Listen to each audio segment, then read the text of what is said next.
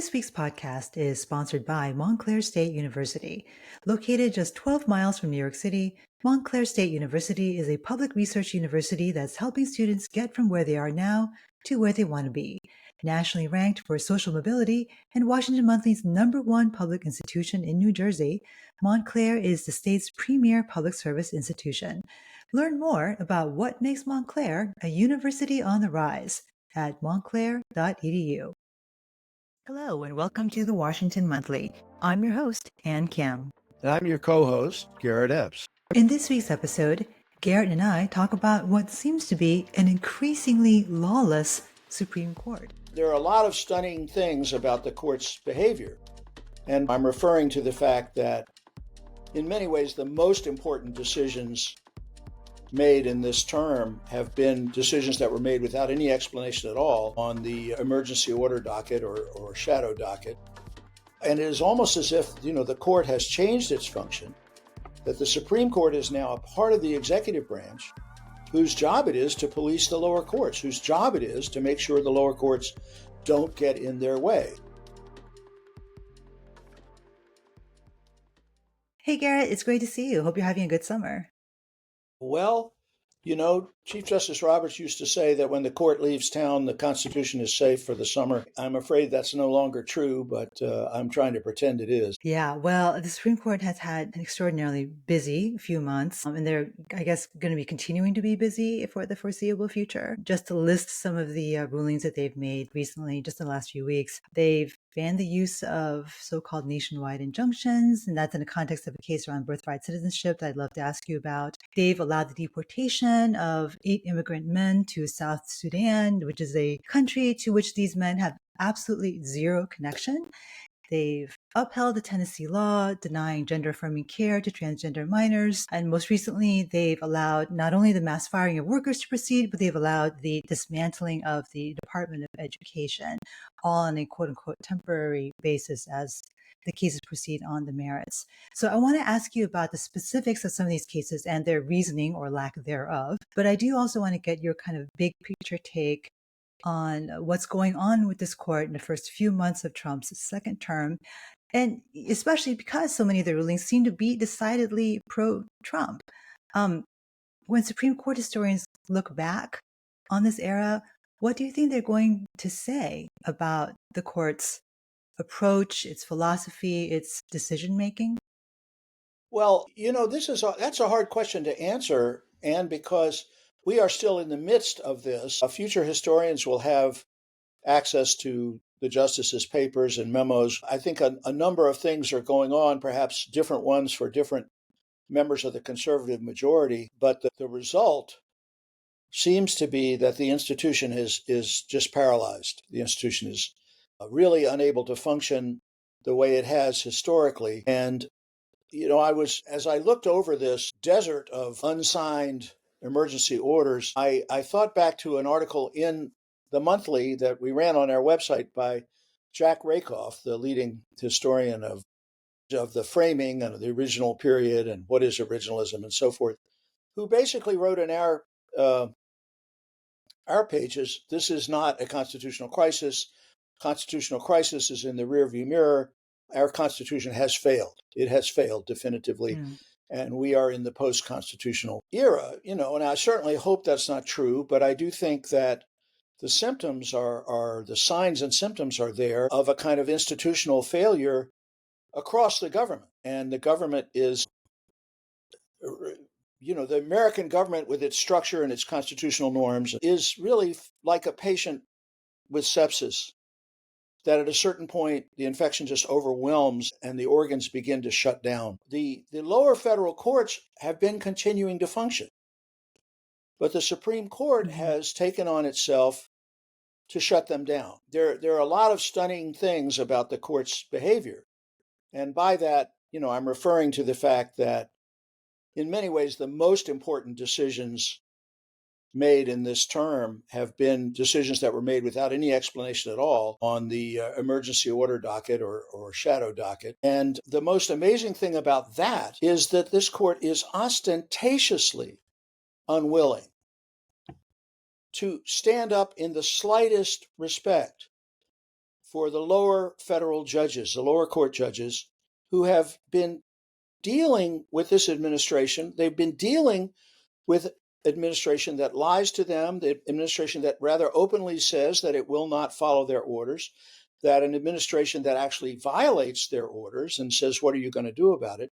And this court hasn't even been able to bring the energy to say, these judges are doing the best they can in a difficult circumstance. Now, the justices know what's going on with the federal district courts. They know that, and we all have read, that lower federal judges are facing a crisis of security. They're increasingly receiving physical threats, people sending pizzas to them in the name of the dead son of a federal judge who was the target of an assassination attempt, and they are being threatened with impeachment in Congress. We had an example, a really wonderful example a few months ago of an opinion in the Fourth Circuit by Judge J. Harvey Wilkinson, who is a very prominent, very well-respected, long-time conservative judge, who basically said judges are struggling to do the best they can, and I would like the executive branch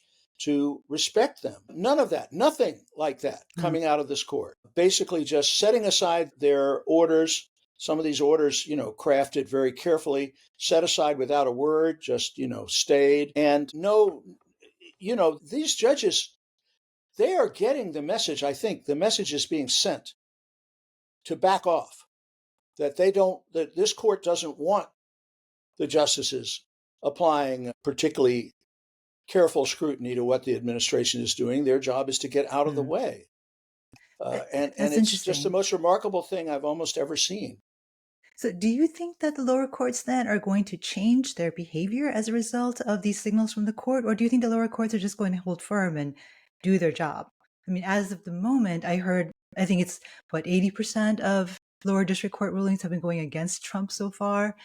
Do you expect that number to change, for instance?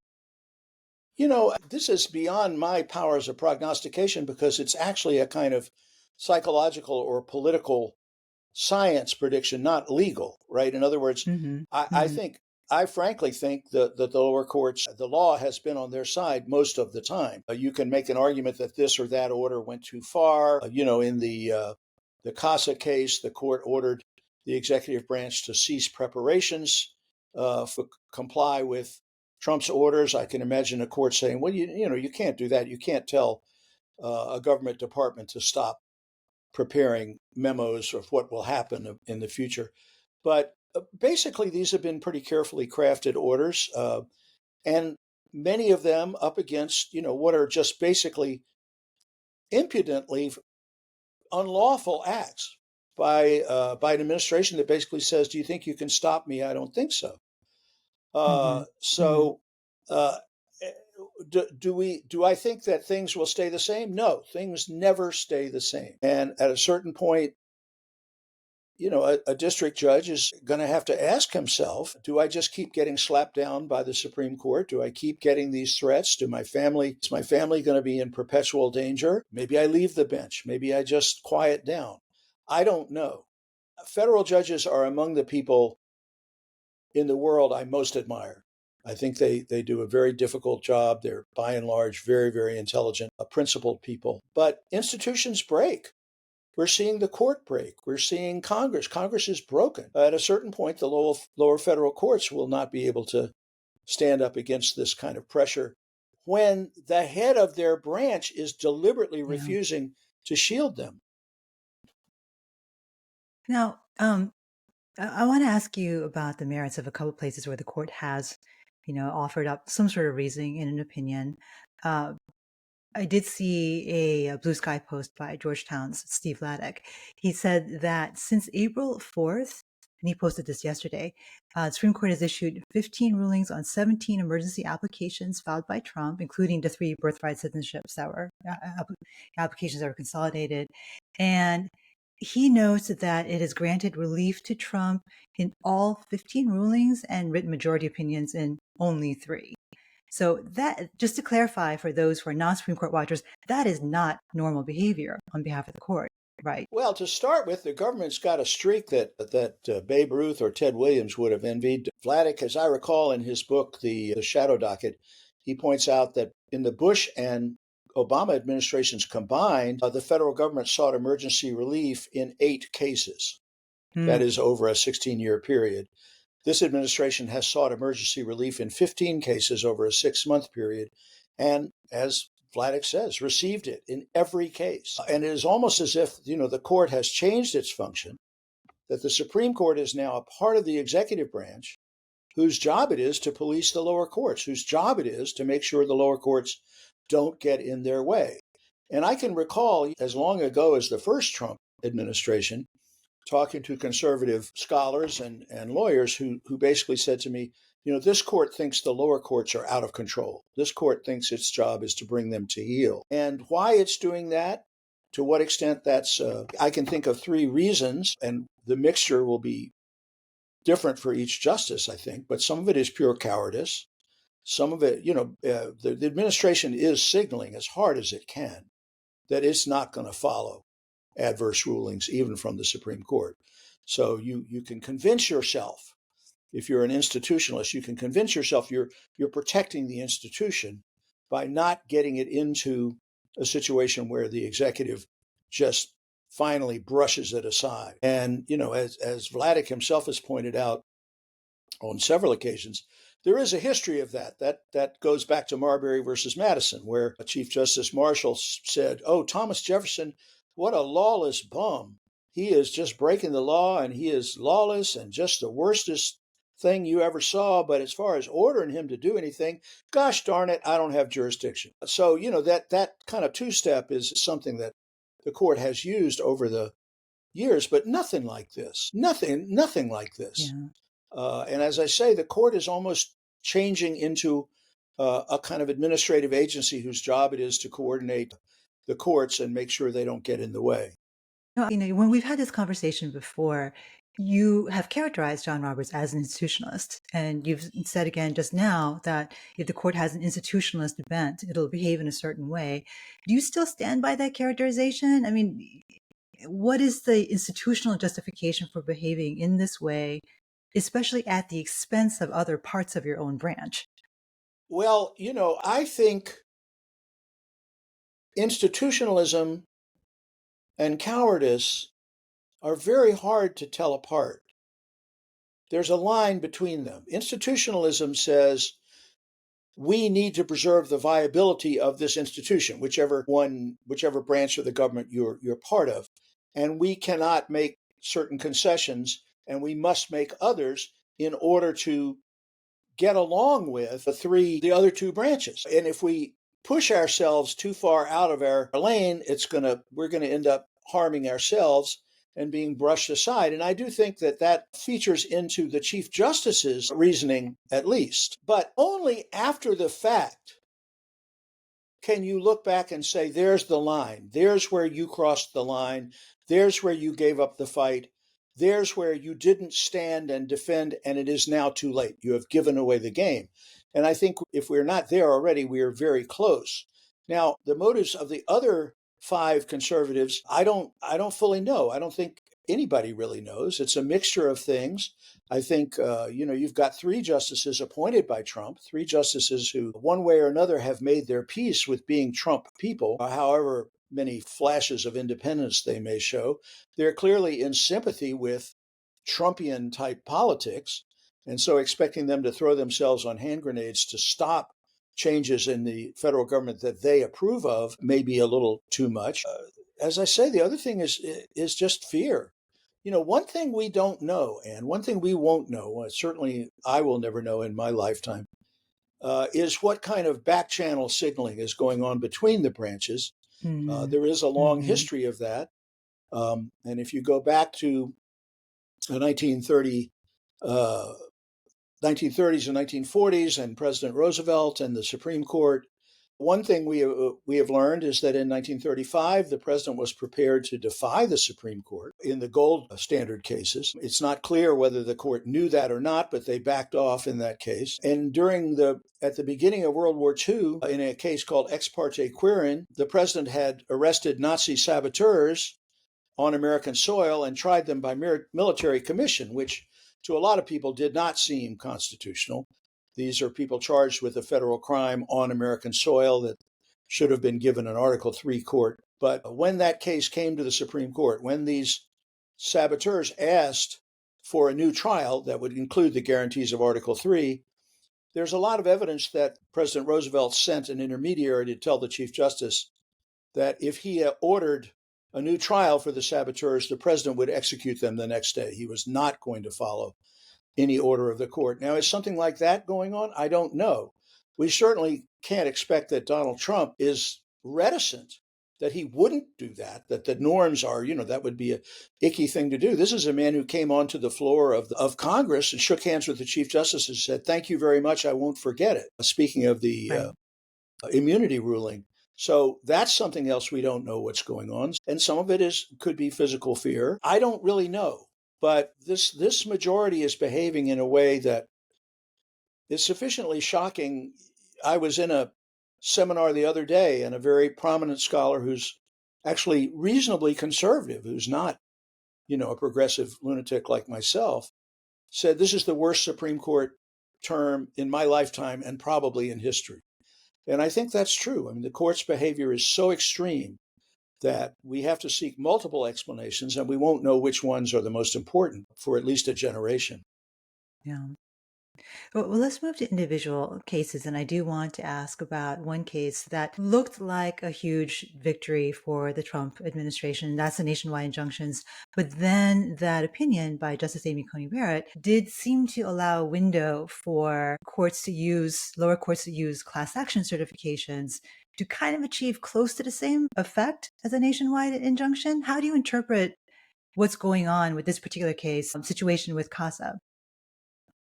Well, I don't want to make predictions. I tried not to make predictions back when I was a Supreme Court reporter, even before the court had gone Meshuggah. But I do think there has been a tendency on the part of this court to say, we can't give you relief in this case, but if you ask for it in a different way, then we might. But it's not at all clear that they mean that. And the case that you mentioned of the men being held in Djibouti who were allowed to be transferred to South Sudan, is an example of that. The court had hinted, yes, we're going to restrict the use of this kind of summary deportation under the Alien Enemies Act. But when it came to concrete individual human beings being held in a shipping container in the desert, who were going to be shipped to one of the most lawless countries on earth and turned over to, who knows who to do whatever they want with them, they couldn't be bothered to block that. So do I think that, we do have a case now coming out of New Hampshire where the judge has certified a nationwide class of babies who will be born after the deadline of the Trump citizenship proclamation. I think this is a classic candidate for a class. There are large numbers of them. The idea that each baby would have to go to court and have its own lawyer arguing that it's a citizen is ridiculous. Of course, there are enough of them. The issue is common. It's one issue. Does the 14th Amendment guarantee birthright citizenship or not? And the representation is adequate. This class that's been certified, the representative of the class, have fantastic lawyers, people who are very experienced in this kind of litigation. So the Supreme Court, I'm quite sure there will be an emergency appeal to the Supreme Court asking the court to decertify the class. And the question then becomes, did the court mean what it said? This is a court that doesn't have a very good record of meaning what it says anymore. So I don't know what's going to happen, and we will find out very soon.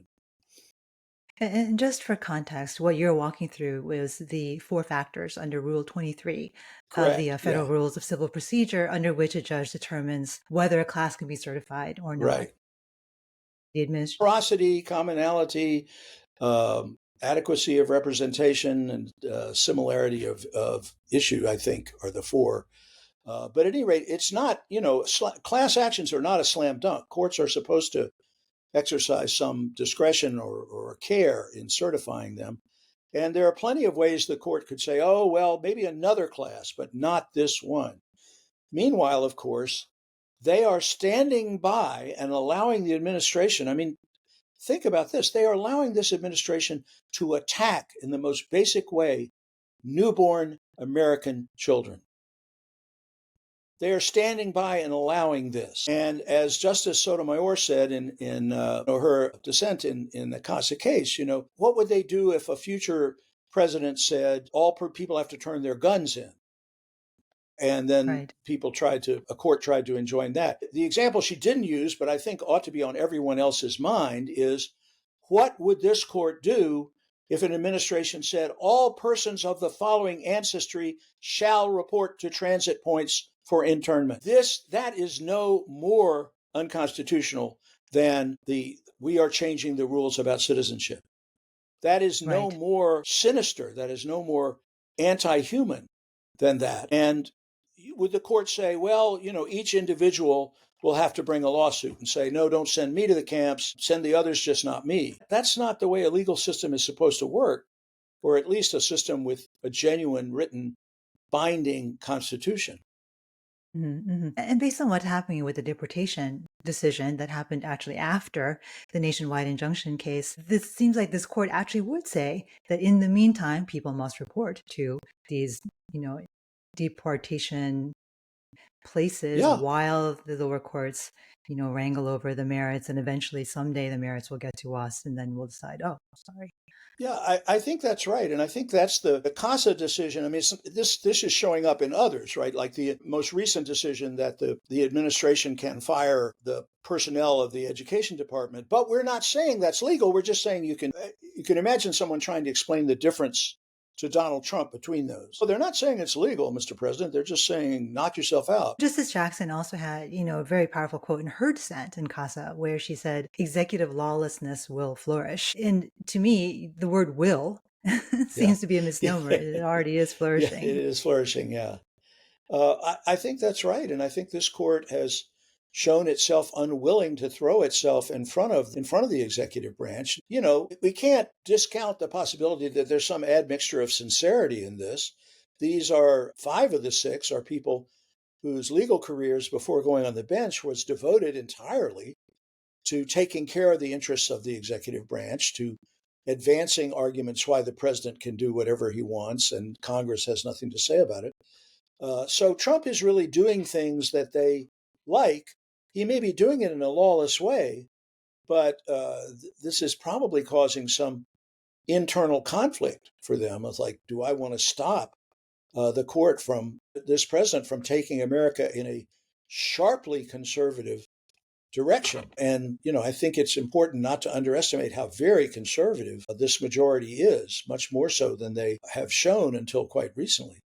Mm. So it's you can imagine them, just sitting there and asking the question that every lawyer eventually comes to at some point in life, which is, do I really believe in law as something neutral? Or is it just a Yeah. tool to get things that I think are good for society? And the Mhm. justices seem to be paralyzed by that. Yeah, now, to your point about just how conservative this court actually is, some of the substantive rulings that have been issued by the court are going to have the effect of profoundly limiting people's rights. And we're talking about LGBTQ plus individuals in particular. Um, One decision I want to ask you about is United States versus Scrimetti, which is the decision that upheld the Tennessee law banning gender affirming treatment for trans minors. Similarly, conservative decision is Mahmoud v. Taylor, and that's the one that ruled that parents in Montgomery County, Maryland, do have the right to opt their kids out of story time with books that happen to involve LGBTQ characters if they are religiously objecting to that content. What do you make of those particular decisions and what that says about how the court feels about these particular issues? And give us a little bit of background too on the reasoning and how Well, sound you believe the reasoning is those cases. The Scrimetti, the first thing to do is to say, look at the 2 cases together. And I'll just say this quickly and move on. But both of them have to do with parental rights and the parents' rights to care for the upbringing of their children. Because Scrimetti says that even if a physician and the parents agree that the child is suffering from a recognized disorder, gender dysphoria, and that these treatments would help prevent a bad outcome in this particular case, parents are not permitted to make that choice because the Tennessee legislature thinks they would do better not to. On Mm. the other hand, when you have a local school board that says we think it would be good for students to be exposed to literature that is inclusive racially and in gender terms, then parents, of course, have the right to say, no, no, no. That mustn't be allowed. That intrigues on parents' rights. So a parent's right to literally safeguard the medical health of their children.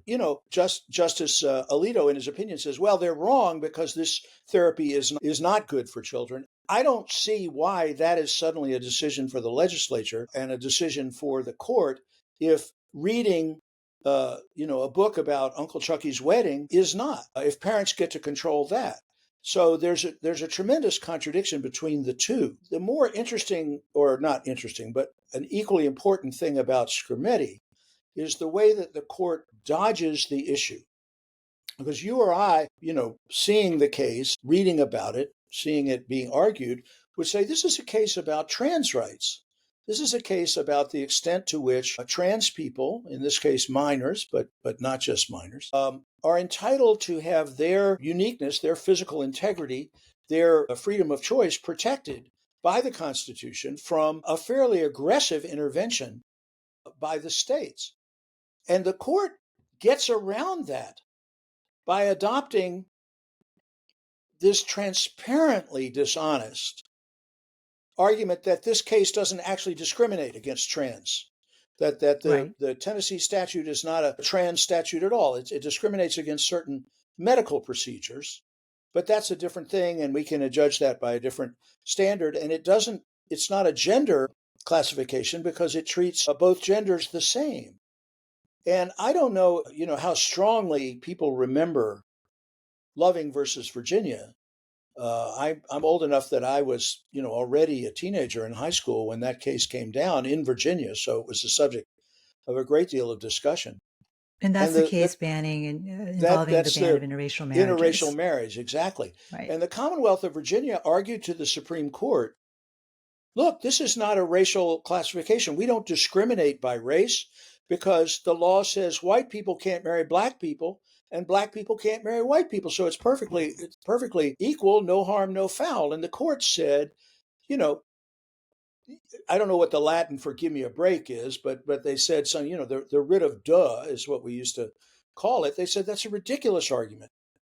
Now the court has picked that argument up 50 years later and saying, well, we can make trans people disappear. They're not really rights bearing class of people because this is simply a sort of medical regulation.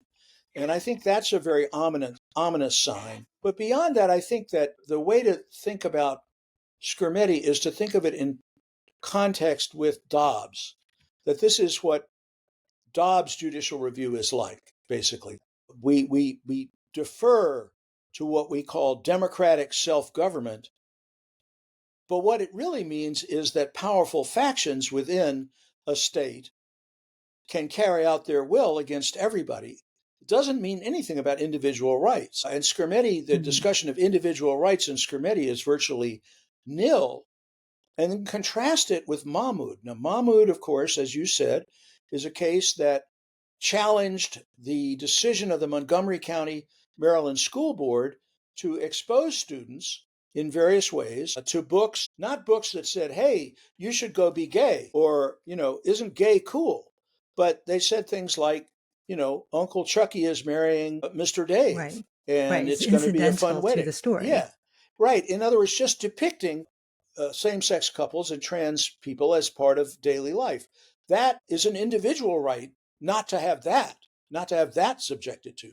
But what that means, again, is that certain powerless people are going to be shut out. So the model of judicial review this court is following when it bestirs itself to actually give full consideration to a case, the model of judicial review is very much based on Dobbs.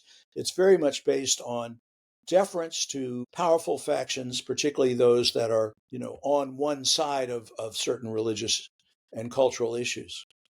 Now, there is one other one sentence ruling, I guess, of interest here on these culture war issues, and that's the case involving the religious charter school in Oklahoma. And the Supreme Court in that case allowed to let stand, and the Oklahoma Supreme Court saying you can't do this. But that was a 4-4 decision just because Justice Barrett recused herself.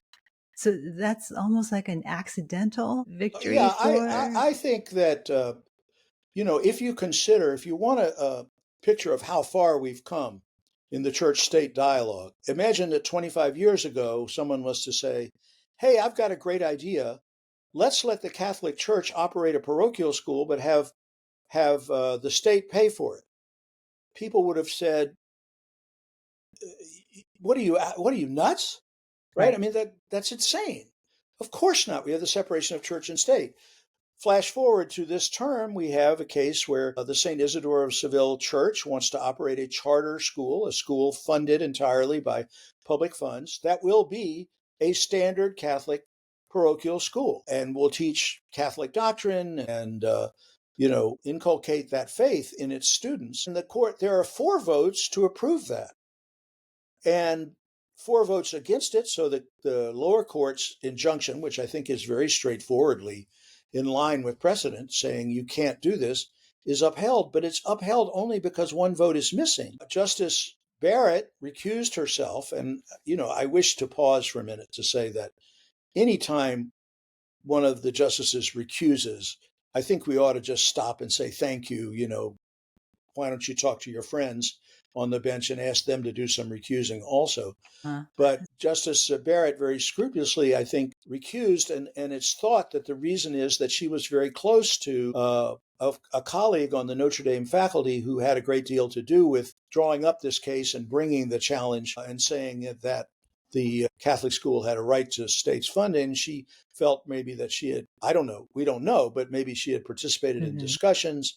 But that the likelihood that she's going to then cast, a proud separation of church and state opinion, and it'll be 5-4, you can't do that, that seems to Right. me relatively low. I think when the right case comes along, which it will as early as next term, you're going to see this radical change in Establishment Clause doctrine, and there really won't be much left of the Establishment Clause. Okay, so let's move to next term. The court can't dodge the substantive questions for that much longer. So birthright citizenship will come up on the merits. Tariffs, the president's ability to use IEPA to levy tariffs randomly, the president's ability to use the Alien Enemies Act to send people out of the country randomly. All of that is going to come up. And in the past, I think 6 months ago, Garrett, when you and I talked about this, I know you don't like to predict, but you were, I don't know, ambivalent but not pessimistic, maybe might be a characterization. Where are you now? And what are some of the other big cases coming out that I haven't mentioned that you think we should be watching out for? Well, as I mentioned before when we were talking, I have spent a lot of the last few weeks re-examining my life choices and thinking that, I could have pursued a career in used car sales, for example, or some other profession that has some shred of integrity to it. And so for that reason, I'm very reluctant to predict what the court will do. Now, I'm going to note that a lot of the very smart colleagues that I have in the professoriate, people much smarter than me, people who know, have been on the inside of the court as clerks or lawyers, are quite confident that the court will not approve Trump's démarche on birthright citizenship, which is just the most flagrant piece of lawlessness we've almost ever seen. I would like to believe that. I do remember when we were assured that principles of federalism would keep the Supreme Court majority from deciding who carried Florida in 2000 and thereby awarding the White House to their favorite candidate. That would never happen.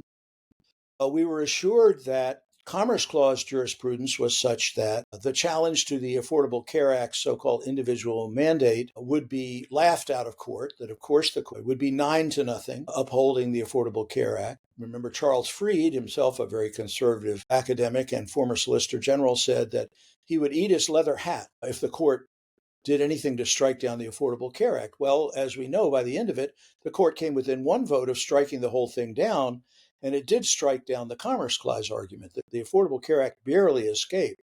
So we are in a situation that's highly volatile. Things are changing very fast. And I am reluctant to predict with confidence that the court will make the administration back off on citizenship when they've already allowed it to go, or in the process of allowing it to go into effect. We'll Yeah. know more when we see what they do with the class certification. But I think that that case to be followed is the case that will determine whether we are now in a state of just nihilism constitutionally. If the court can find some way to allow Trump to do this, there really is nothing that Trump won't be able to do. Wow. And so I think that's the case that I'm mostly thinking about, because the other thing is the big cases increasingly are not the ones on the merits docket. I mean, Skrmetti is a very important case, right? So was Mahmoud. But, compared to birthright citizenship, compared to third party deportation, things like this, the importance of the shadow docket is much more important. And we can't predict that. We don't have a really easy, if you want to see what possible merit cases are coming the court's way, you can look at petitions for cert. You can look at what grants there have been. The grants that the court has made so far for the October 2025 term are reasonably just ordinary cases, that have to do Mm. with criminal sentencing. They have to do with, suing the government and so forth. But the shadow docket appears and is resolved within days. And Yeah. I think that more things are coming. So, as I say, we don't know what's going to happen. We don't know what's going on. We don't know why the court is doing what it's doing. And remember, we're dealing with a 6-member majority, so that multi-headed beast, it's very hard to look at and say, this is the beast's motivation. This is which way the beast will run when we ring the bell or whatever else. And I think that the other thing is the dynamism of what's happening in the country, the degree to which the administration is stepping up its pressure on the public and on institutions that, conducting mass immigration raids and things of this sort, is just raising the temperature and putting more pressure on a court that has really shown very little ability to withstand that, very little ability to Yeah. do what we all were taught in high school the court would do, which is to use its independence to stand outside of the political gale and decide, based on neutral principles. The way we talk about things is changing constantly under the pressure of this administration. And just to take one example that seems absurd, okay, in the last week, we've had the president say that he objects to the affect of a certain comic actor and therefore is going to deprive her of her American citizenship. Rosie O'Donnell. Yeah. Yes. So, the idea that, can the president, if you say 90 days ago, you say, can the president object to the presence of someone on television and therefore take away their citizenship? The person would be like, what, are you nuts? Now we're saying, oh no, the president can't do that. But that's an important shift of the Overton window, Yeah. right? So Yeah. now we're arguing about, Trump's power over citizenship doesn't extend that far, right? Whereas in fact, the president has no power over citizenship. But what this illustrates to me is, a proverb that was coined by Samuel Johnson in the 18th century, where he said, reason by degrees succumbs to absurdity as the eye in time is accommodated to darkness. And we're Mm. seeing, that darkness is growing. The eyes of everybody, including the Supreme Court justices, are accommodating to the kind of things that Trump is doing and facing very hard choices. I don't want to act as if I think that this court has no reason to be concerned. Telling yourself you are staying out of certain fights to preserve the institution for another day, that is a very easy thing to say. There's a very easy way to stop, to keep from fighting battles that you're not sure you can win. Mm. It's a But rationalization. Yeah. yeah, exactly. The net result of that is that when the time comes where you think, wait, maybe they've gone too far, it's too late. Yeah. You don't have the Yeah. resources to fight the battle. You don't have the allies. And a court, I think, that cannot look at rampant lawlessness and call it by what it isn't really a court anymore. The Supreme Court will have a very different role in our government going forward unless something drastically changes. Now, the interesting friction within the court is kind of a clash between that sensibility, which is let's keep our powder dry, let's not get over our skis, let's take this very carefully on the one hand, and which takes the form, if you go back to the immunity case, right? United States versus Trump, where the court says, well, some people are, they say in effect, the Chief Justice says, some people say this is really a very bad situation because there was an insurgency and it almost destroyed the government. And those things are bad, yes, true, but we have to think in terms of the ages, right? I think it was Gorsuch who said we're writing for the ages. Mm-hmm. But the idea is we have to come up with something that will prepare that guards the presidency, and therefore we're going to give the president complete immunity from criminal liability. I mean and the other way to look at it, the other way to look at what's going on, and I think that at least Justice Sotomayor and Justice Jackson are adopting this, is to say, the Madisonian approach, it is proper to take alarm at the first experiment upon our liberties. And they're saying, don't you see what's happening? The house is on fire. We have a executive branch that is refusing to obey the law and is threatening to ignore the courts, and we need to call this out. I don't want to say that that's an easy question. I do think that history shows us and human nature shows us that if your strategy is to, when you're confronted by an aggressive bully, if your strategy is to appease the bully bit by bit and hope they will be satisfied and go away, you're almost always going to be disappointed. That's not going to work. And I was minded this week of a quote from Looking Back at the Spanish War by George Orwell, a very great essayist, who said, talking about the fall of the Spanish Republic, he said, I think it is better, even from the point of view of survival, to fight and be conquered than to surrender without fighting. In a court that draws the lines and says to the administration, if you're going to cross these lines, that's on you. We're not going to help you. That's a very different historical legacy from a court that enables, that helps, that steps out of the way, that seems to be bending the knee to these same lawless initiatives. And I think that the majority on this court is pretending that they're in a normal world. They're pretending things have not changed. They're pretending they're dealing with an administration like past administrations. These things it's simply insupportable for you or me to say that we feel the same way. Of course not. And I found myself thinking in the last few days of a verse from Auden's famous poem, September 1939, about the attitude of let's pretend that things aren't bad. And Auden writes, the lights must never go out. The music must always play. All the conventions conspire to make this fort assume the furniture of home, lest we should see where we are. Lost in a haunted wood, children afraid of the night who have never been happy or good. That's what I got to say. Yeah. Well, thank you, Garrett.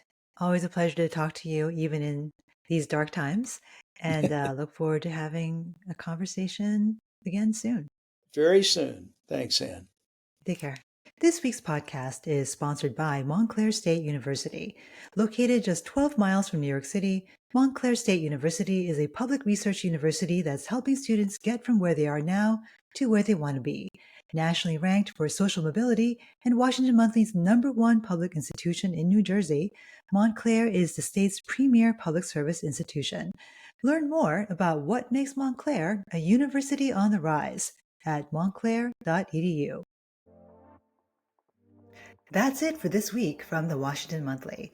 I'm Ann Kim, and on behalf of my co-host, Garrett Epps, thank you for listening. If you like what you heard, don't forget to subscribe to our channel or wherever you get your podcasts. Have a wonderful week.